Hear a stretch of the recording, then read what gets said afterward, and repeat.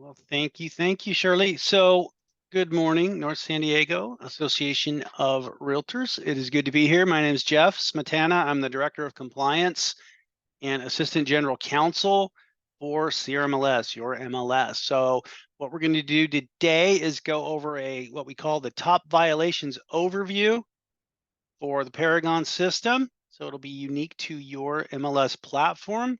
I'm going to take you through, again, the most common violations and a couple of other topics.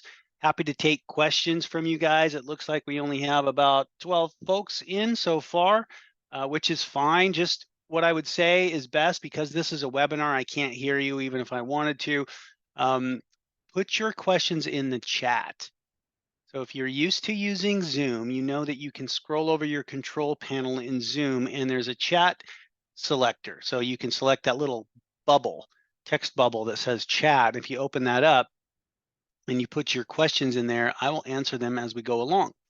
If you are new to Zoom, well, you'll have to figure that out. Find the control panel, roll your mouse over it, it'll pop up, and then you can select the Zoom or the chat bubble there.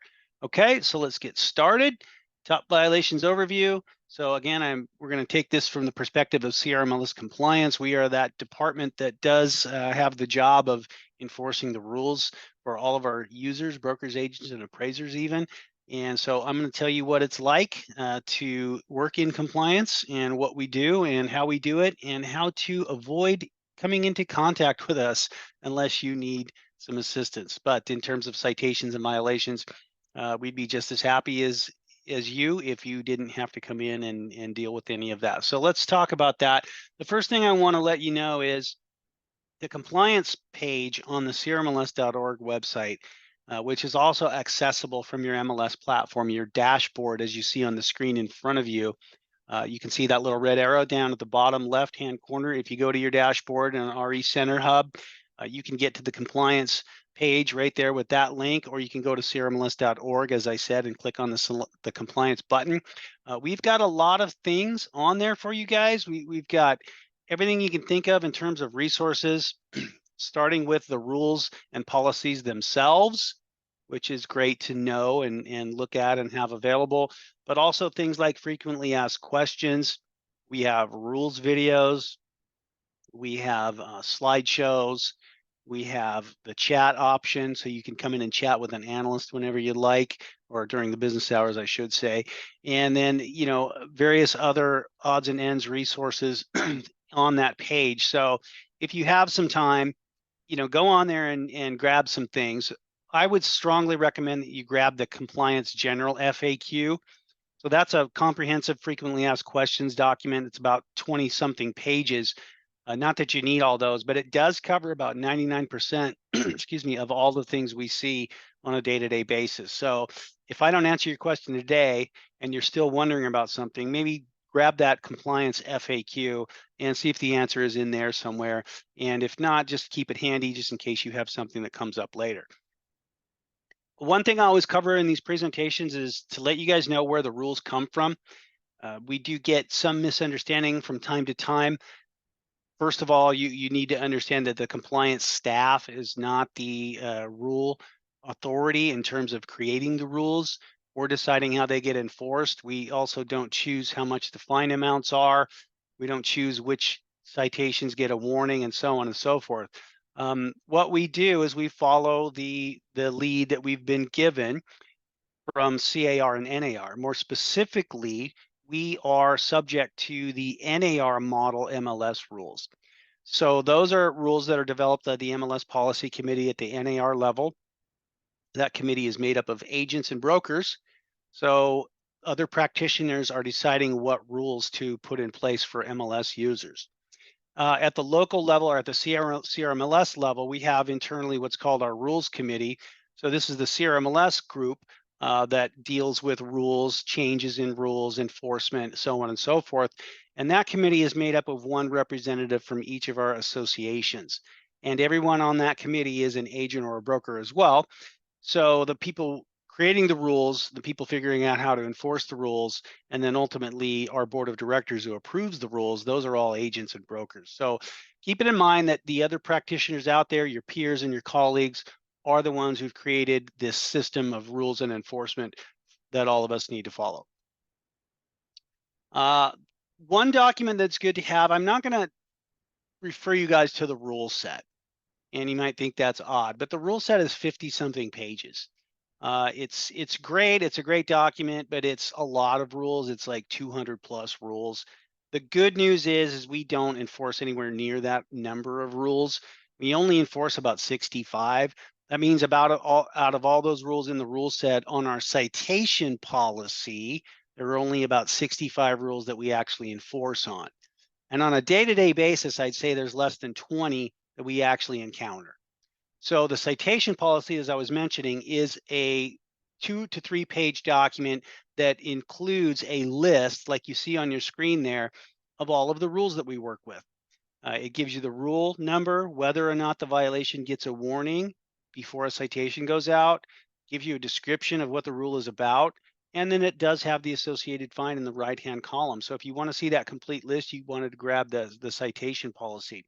The citation policy also includes a couple of other important pieces of information, such as time frames. So for instance, the citation policy states that violations must be corrected within 2 days of getting a warning or a correction notice or even a citation. So once we point out to you and inform you that there is something amiss with your listing, we will give you 2 days to fix it. But then after that, we will go to the next step in the enforcement process. The other important time frame, the number 20 calendar days, is important to know because that's how long you have to either pay or contest a citation once it's been issued to you. 20 days, calendar days. And if you don't challenge the citation within 20 days, then after 20 days, you'll only be able to pay the fine. You won't have the option to appeal it. The citation policy does also spell out very clearly the appeal process. So we call it a citation review request. And this is a process by which if you disagree with your citation and you have good evidence and good explanations, not just, hey, I don't like this, you can ask for a review. The review takes place at your board level, at your association. So if you send us a citation review request after you get a citation, we will put together all the evidence that we've got in the case. We'll put in your citation review request as well, and we'll send it over to the association. Now, there's 2 ways you can go with that. You can ask for a written review, which means everybody turns in their paperwork, and then the panel, the deciding panel, just looks at the papers and makes a decision. Or if you want to, and you have a very sophisticated case, or you have witnesses and everything that you need to get involved with, you can have a full hearing. So that's a hearing where it takes place on Zoom or sometimes in person before the Pro Standards Committee, and everybody gets to give live testimony and cross-examination and bring witnesses and so on and so forth. So that's a little bit more elaborate, takes a little bit more time, but you can have either one of those options if you so choose. And we will not do anything. Once you submit your citation review request, we will pull back your invoice. So we've sent you a citation, you send us a citation review request, we'll freeze your invoice. No payment will be due unless or until that process is completed at your AOR level and they make a decision on whether the citation should stand. So if you have any further questions on that, we also have an FAQ, citation review FAQ, available at CRMLS.org as well.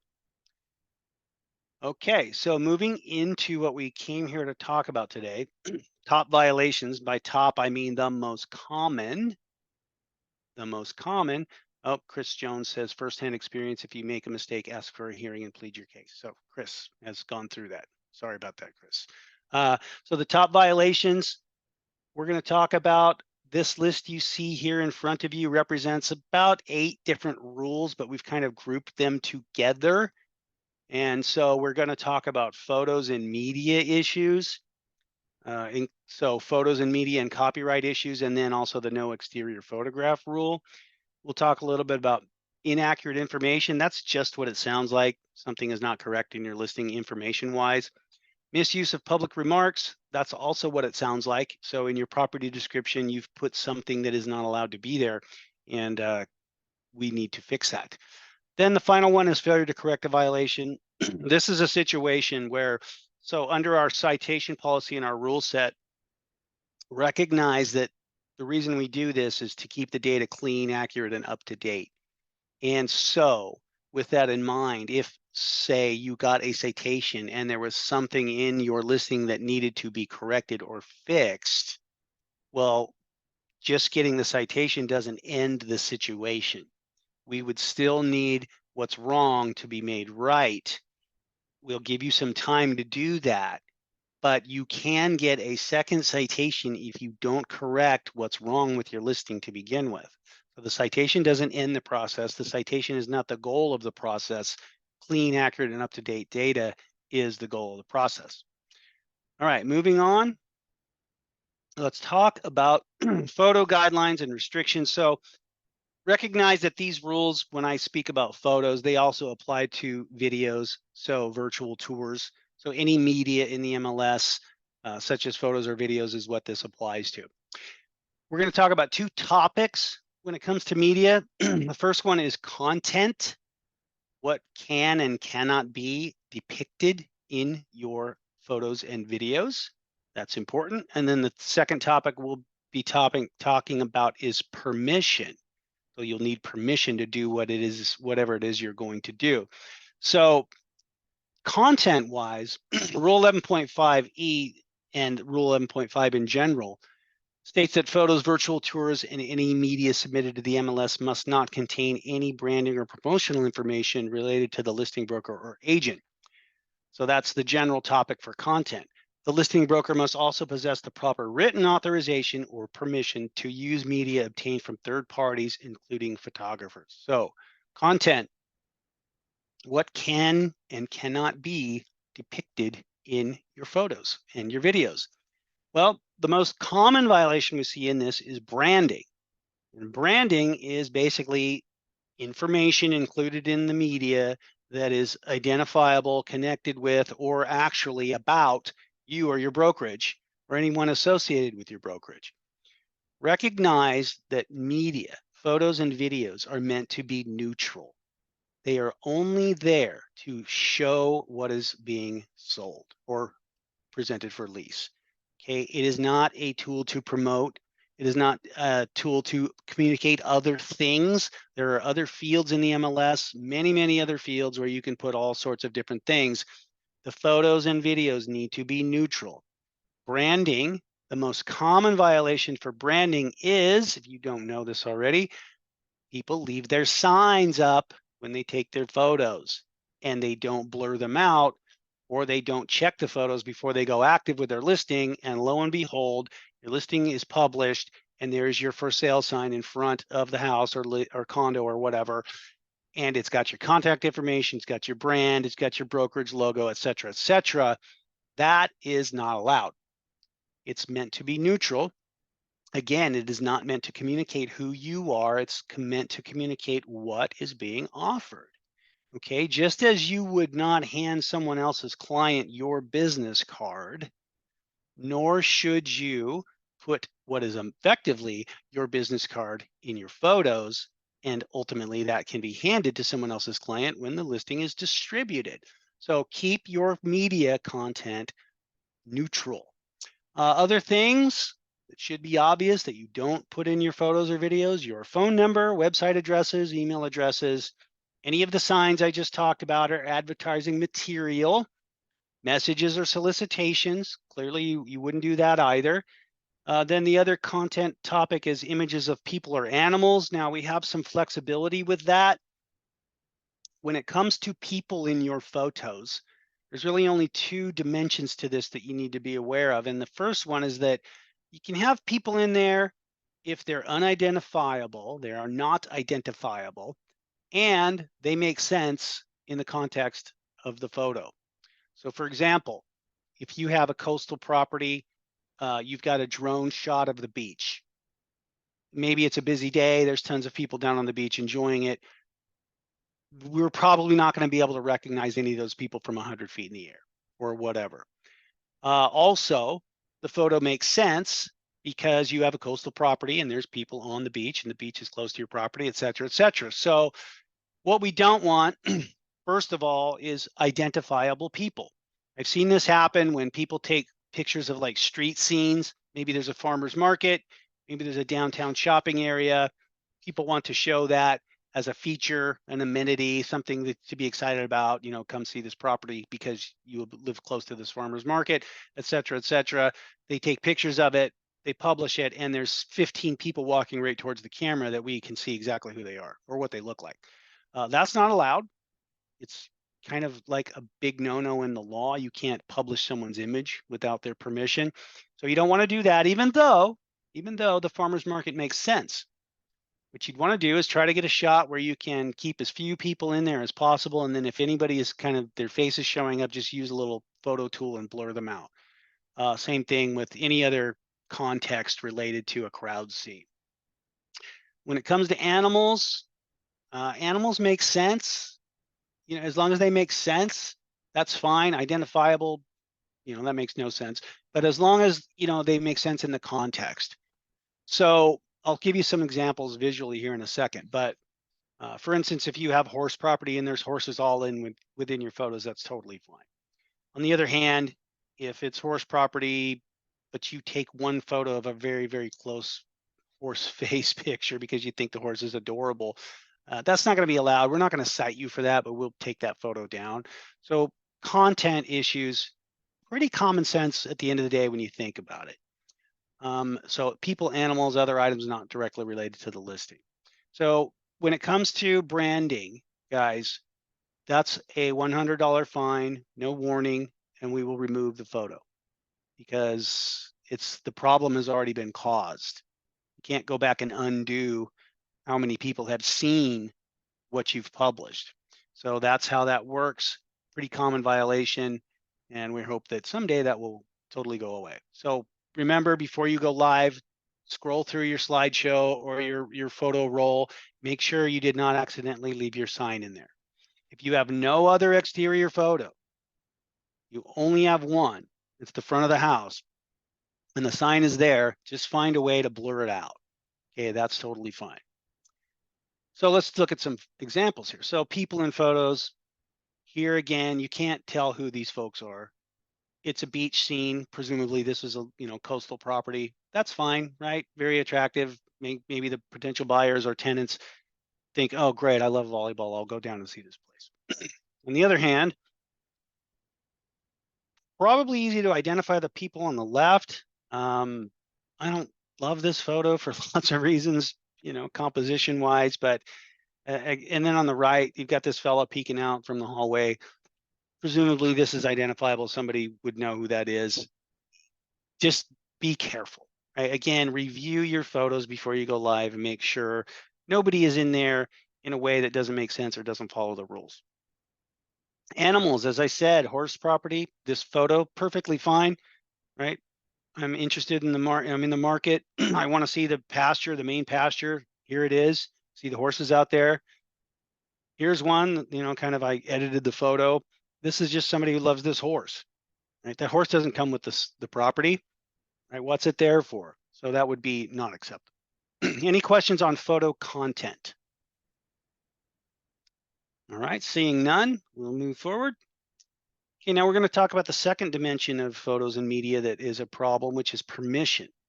So the rules make clear that by submitting any media to the MLS, the participant and subscriber represent and warrant that they own the right to reproduce and display the media, or they have procured such rights and all necessary licenses from appropriate parties. I'm going to tell you about the copyright issues involved, but what I'm talking about here is permission. So there's 3 scenarios there in the middle of the slide. Do I need permission under these scenarios? Scenario 1, you take the photos yourself. No, you do not need permission because you are the owner of the copyrighted content. When I say copyrighted, that's how it works in the law. You get a creative copyright when you take a picture, all right? You don't have to go to the Library of Congress and send it in. It just happens in law as an operation of law. So if you are the creator of the content, you have all the rights that go along with being the creator.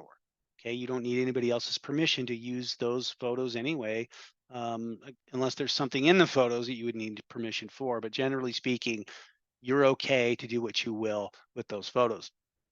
Scenario 2, you use a professional photographer. Do you need that photographer's permission? Yes, you do.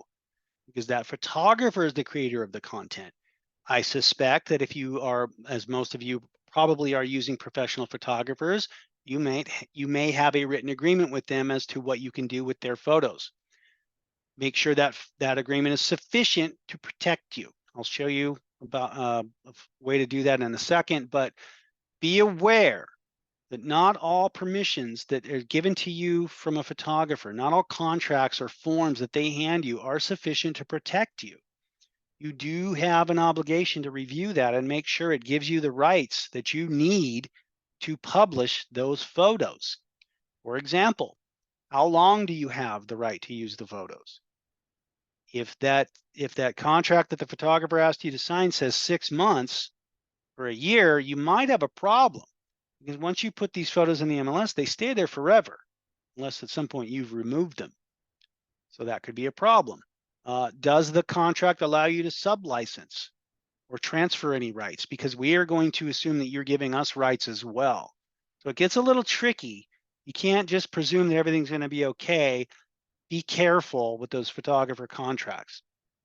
Scenario 3, you use photos from a prior listing or another website or somewhere else out on the web. Yes, you need permission. You didn't create the photos. Remember that. If you didn't take the photos or film the video, you need permission from the person who did or the firm that did. And you need to be careful, because sometimes you get them from various sources and they just tell you it's theirs. What do I mean by that? We get a lot of cases where there's a photo violation. Somebody reports it and says, hey, I had that listing 2 years ago. Those are my photos. So we reach out to the new listing agent and say, what's going on? We've been told this. Will you please send us your authorization to use these photos? We've looked at the other listing, and yes, this person had those photos first. Well, then we get the response from the agent, well, I didn't know. My seller gave me those and told me those were their photos. Well, you have an obligation to check, right? If you're getting these photos or videos from somewhere else, you need to make sure, hey, where did you guys get this? Are they in fact yours? I'm not trying to do, we're not doing this to try to be difficult. There is legal liability at stake here. You can get sued for copyright violations if you use someone else's creative content, and it can get expensive. It's a federal issue. It's under the Federal Copyright Act. There are statutory damages that attach to these violations, and they can go up very, very quickly. It's a lucrative field of litigation for plaintiffs' attorneys. I would say be very careful in your risk management with this. Again, same thing. You find a photo somewhere, Google, Bing, Yahoo, Getty, what have you. HOA website. We see that a lot, right? Somebody goes out and realizes, oh, this property is in a great community. Oh, I'm on the HOA website or the community website. Look at all these great photos. I'll just copy and save, and then I'll throw them in there. No, no, no. Remember, someone else took those photos. And I don't know how, but these things always get reported. It always gets reported, and it's a problem, because if you do get a citation for this, it's a $1,500 fine. So it can be expensive, and that is expensive. But let me tell you something, a lawsuit is far more expensive. So this is something, a very serious rule. You need to be very, very careful. Here's a tip. If someone gives you photos and says, these are mine, go ahead and use them in my listing, and you look at these photos, which you should, you look at them and you see a little CRMLS watermark in the bottom right-hand corner, you have a problem. Okay, you need to talk to that person and say, where did you get these photos? Because this watermark means that they were already in the MLS. That means they are not yours. On the other hand, if that person did take originals, well, then you need to get the originals from them. All right. Chris is asking, how much does CRMLS collect annually in fines? Where is money used to reduce dues and fees? So the CRMLS compliance department operates at about a 75% a loss per year. So what we get in fines covers only about 25% of covering the department. Where's the money used? It's used to run the department. So If you think about it, the vast majority of people who don't break the rules are subsidizing those who do, okay, which is odd, but that's the way it goes.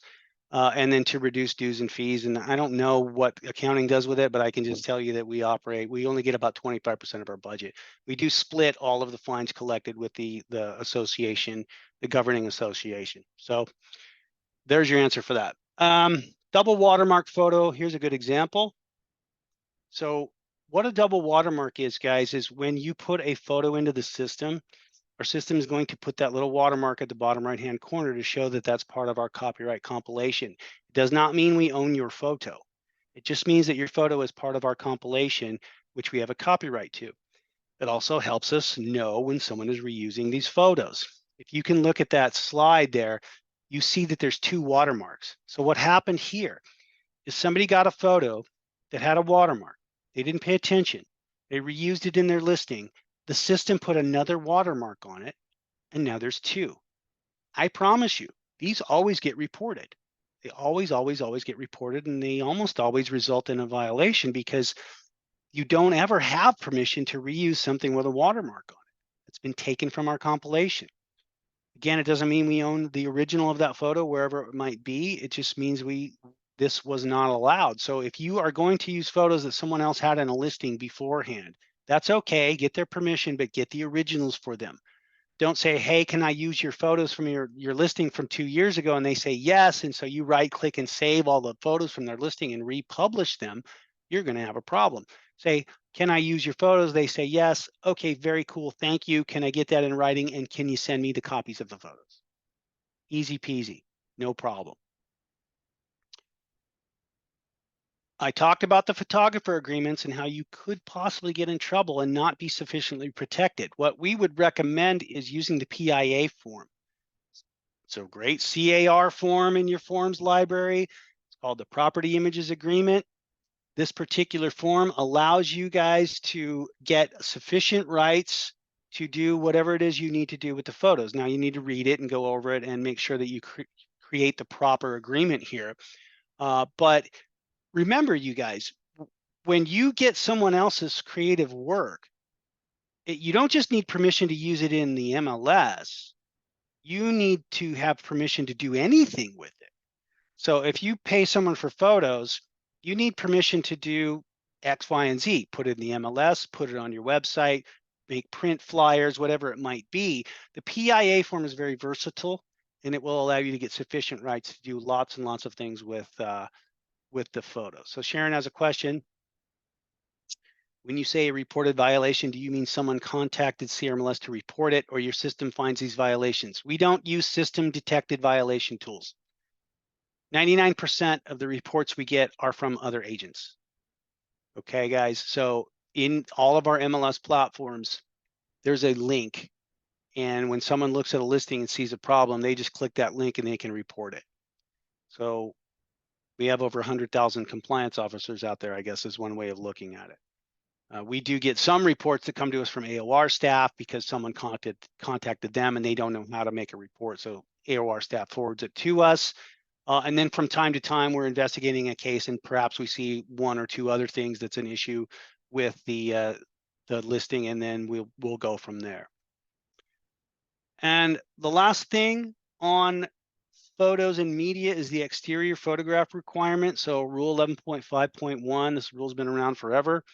You do need at least one photo of the exterior of the structure, a significant portion of the exterior of the structure listed in the MLS within 2 calendar days of entering the listing. And you need to keep that photo, at least one of those kinds of photos, a compliant photo in the listing at all times. This, unfortunately, and confusingly, is the most common violation nowadays.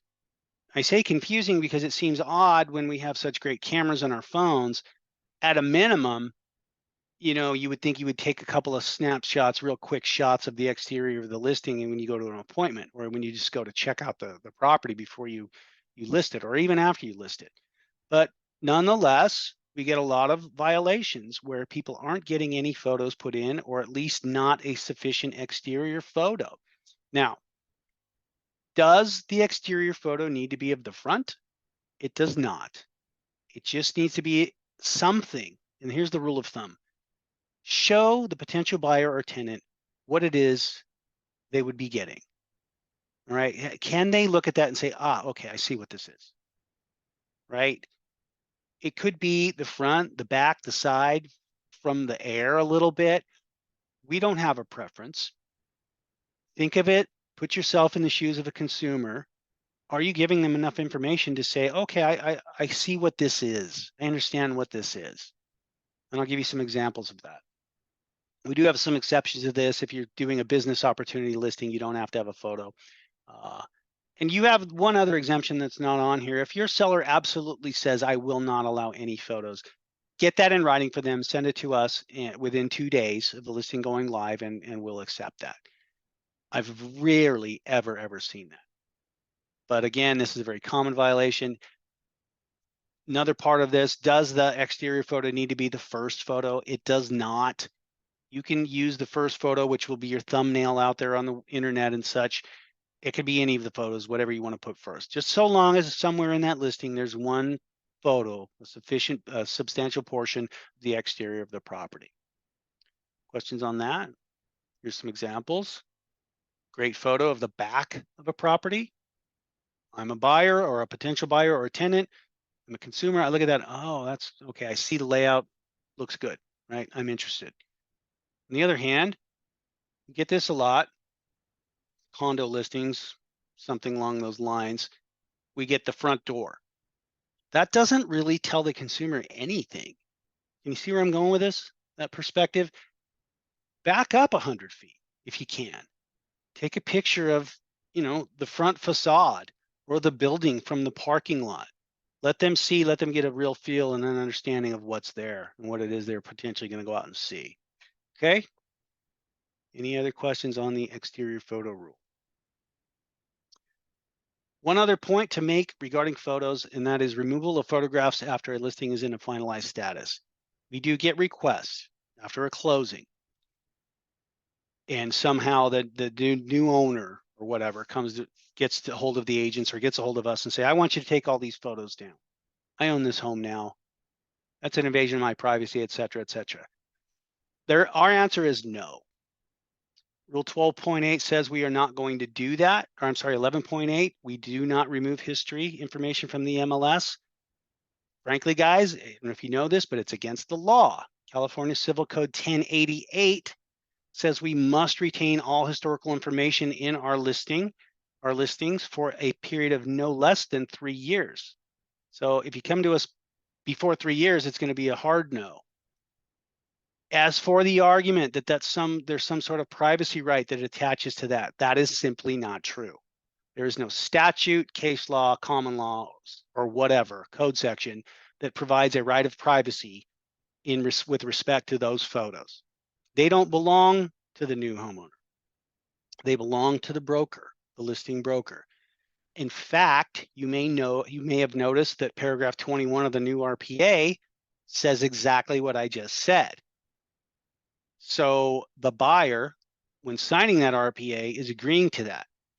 We won't do it unless under the exceptions, when that new homeowner or tenant or what have you is a law enforcement officer, judge, or prosecutor, or there is a lawful court order related to the context.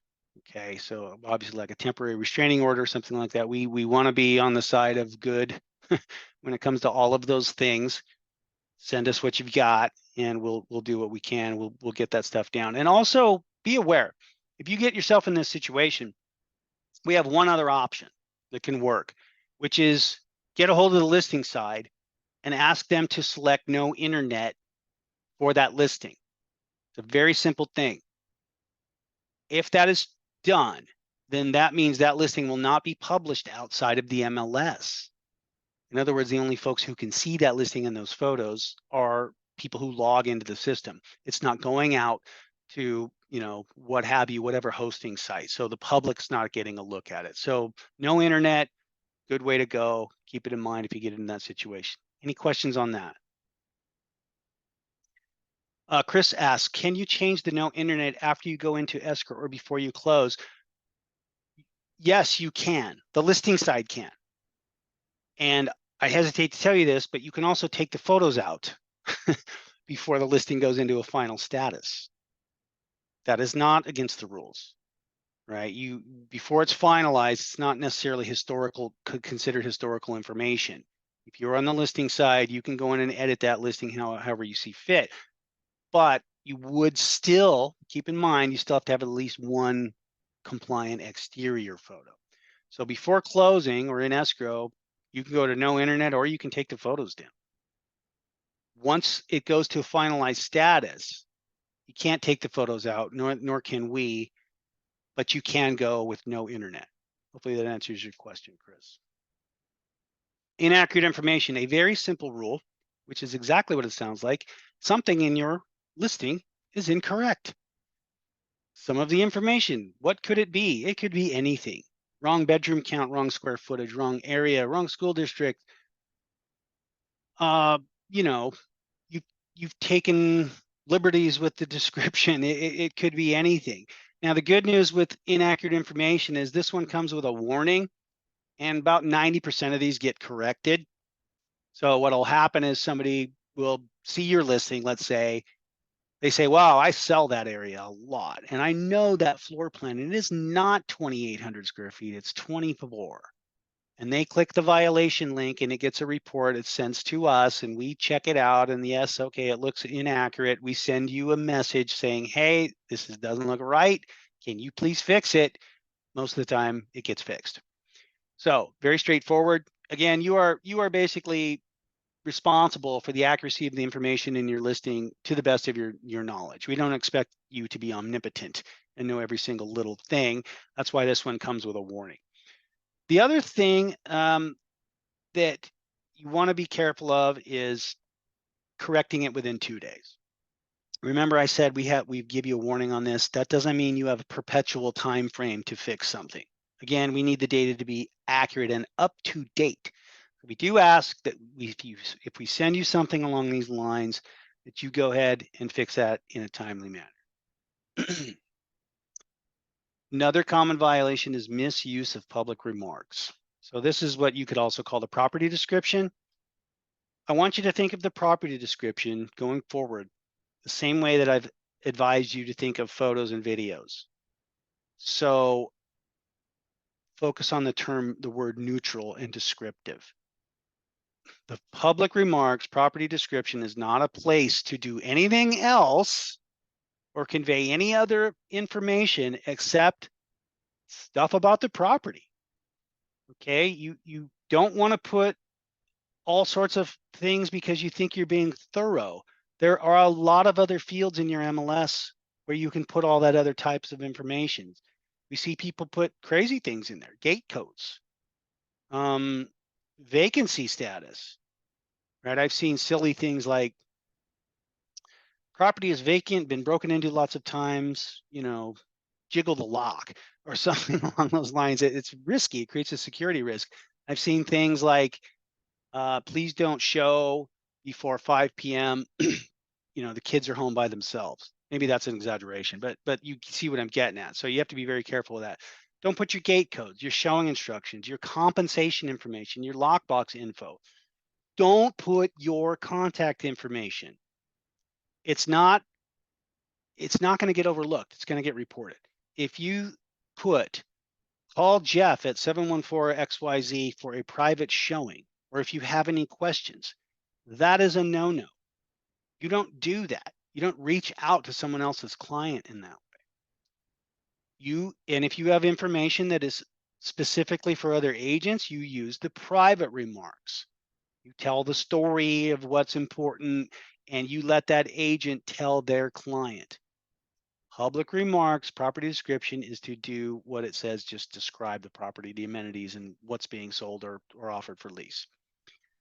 Don't put your open house information. You have a field for that. Keep it neutral. And also language that violates applicable fair housing guidelines. I'll show you that in a minute. The good news is I almost never, ever see language that's a fair housing problem. So everybody's very cool and dialed in on that. We don't see that as being a problem. I see a question from Sharon. So this has to do with inaccurate information. She says, does this include wrong property type? Yes, it does. There's actually a different rule for wrong property type.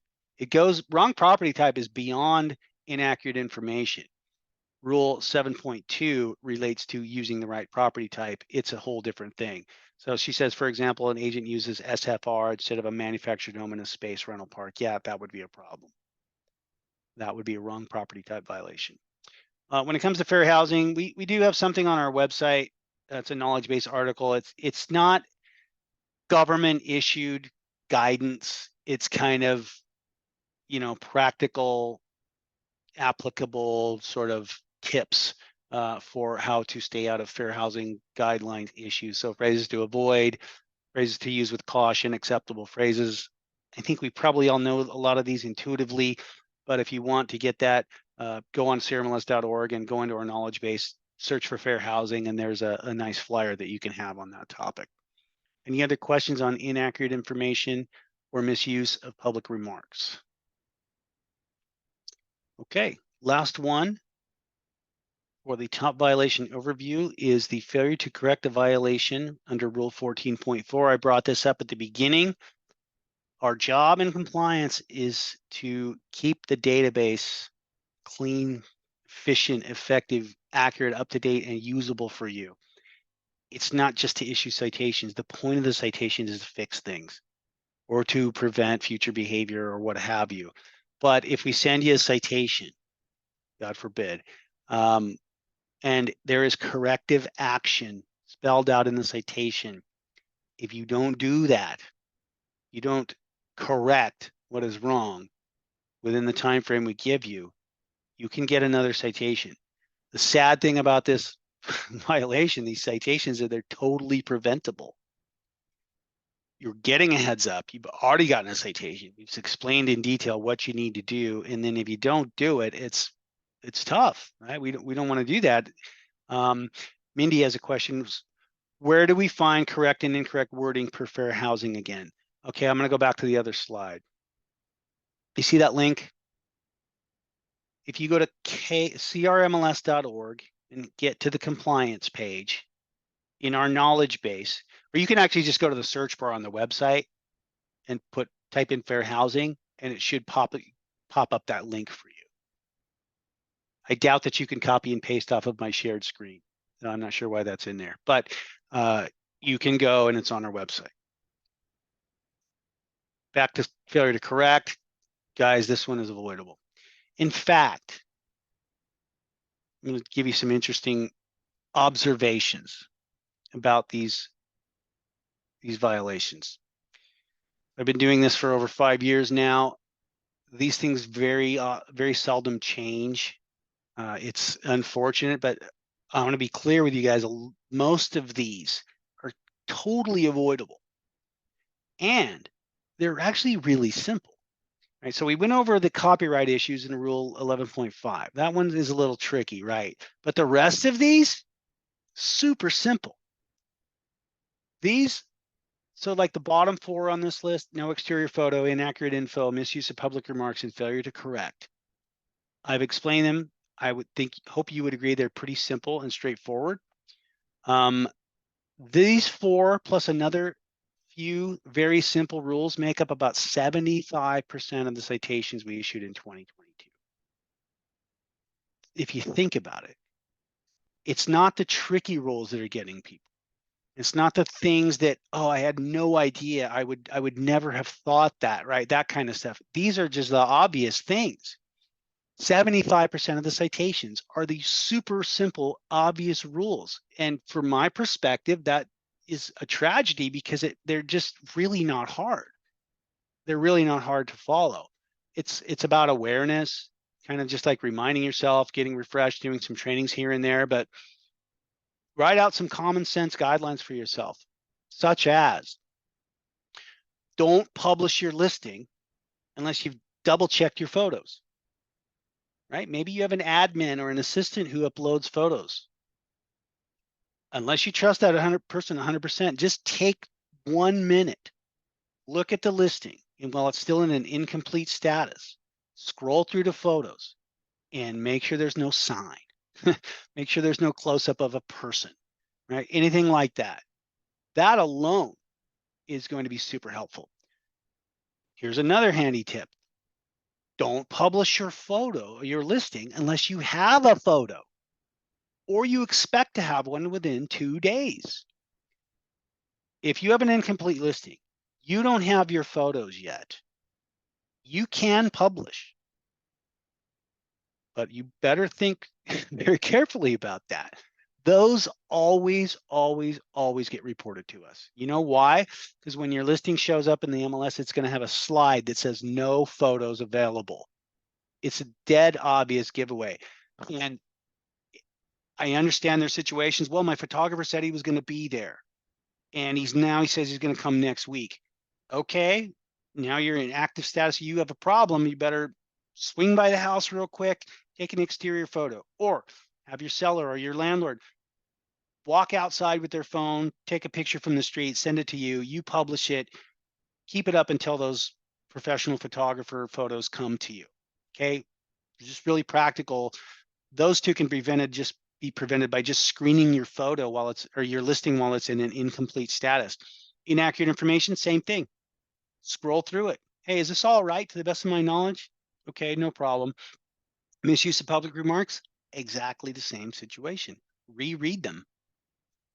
Oops, I copied and pasted this and I forgot that I had put X, Y, and Z, and boy, that's not allowed. I'll just edit that out real quick. Okay, we're good to go. And I failed to mention this earlier, make sure you did not copy and paste someone else's public remarks. Cannot plagiarize, just as you cannot borrow someone else's photos without permission.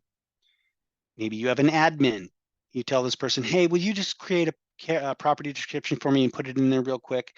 This person is not, doesn't have time.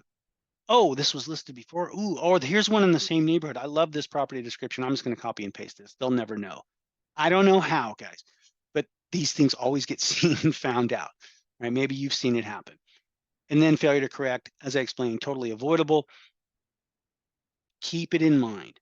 It's not the hard ones that trip people up. It's the easy ones, and they're all super avoidable.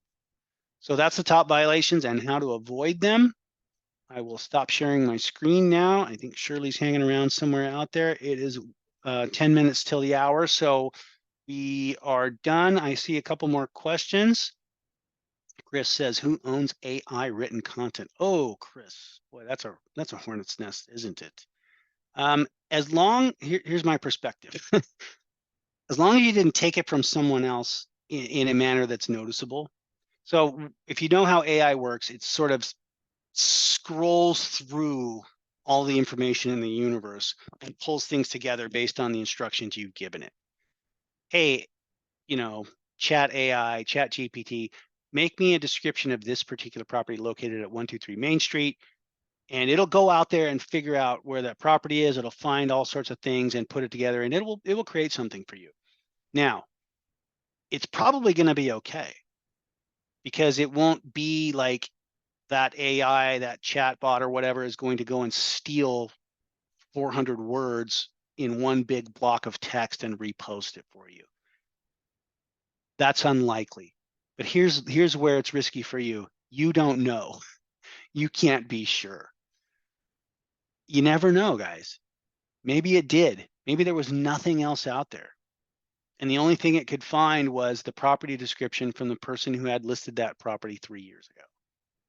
Again, I don't know how, but I can almost promise you that other agent's going to see it and they are going to know it was their text. It's uncanny, but it constantly happens. So AI, Brave New World, probably not a problem as long as it's not identifiably taken from somewhere else. We have a little tool when we have these cases. It compares one text example with another, and it will tell us how much of a percentage of the text matches. And like anything above like 30 or 40% is pretty much not an accident. And so that's how we're going to utilize that. So again, we have to analyze these cases. We are human beings. The robots aren't doing the work at CRMLS compliance. These are all investigators and analysts who have to figure this stuff out on their own. And that's probably how we would look at that one. Any more questions? Any topic at all, not just the stuff I talked about here, anything compliance related or rules related. Okay, well, it is now 8 minutes to the hour. I plan to get you out of here within an hour. Hopefully that is okay with you guys. And sounds like we are done. Oh, here we go. Alexa asks, can you put a link to video walkthrough on YouTube? Good question. So what Alexa is referring to is, what about branding when it comes to the place where you host your virtual tour? Maybe you have a virtual tour and there's no branding in it. Your sign's not in it. You're not in it. But where you put it is branded. That's a problem because the effect is the same. You're still sending out branded information vis-a-vis that link. So the most common place I see this happen is YouTube. What happens is someone has their own YouTube channel, and at the bottom underneath the video, it says, you know, Jeff's real estate and mortgage and blah, blah, blah. And here's my phone number. And then there's a little promo bio. Some buyer, someone else's customer, clicks on your public virtual tour link, unbranded supposedly. They click on it and they land on your YouTube page. What's the difference between that and sending them to your website? I admit it's a little bit different, but effectively it's the same thing. So what you want to do is, if you're going to use YouTube as the hosting site for your virtual tours, is just use the property address. Make sure there's nothing about you and your company on there. Okay. Okay, I don't see anything else. Looks like everybody's good to go.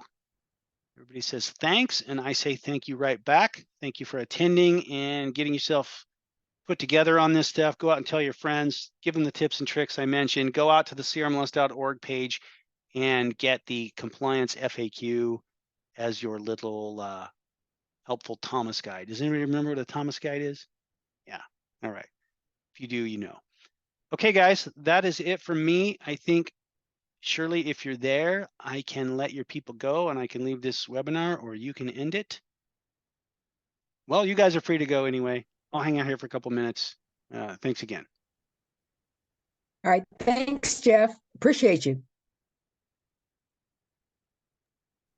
No problem. I appreciate you guys. Have a great day.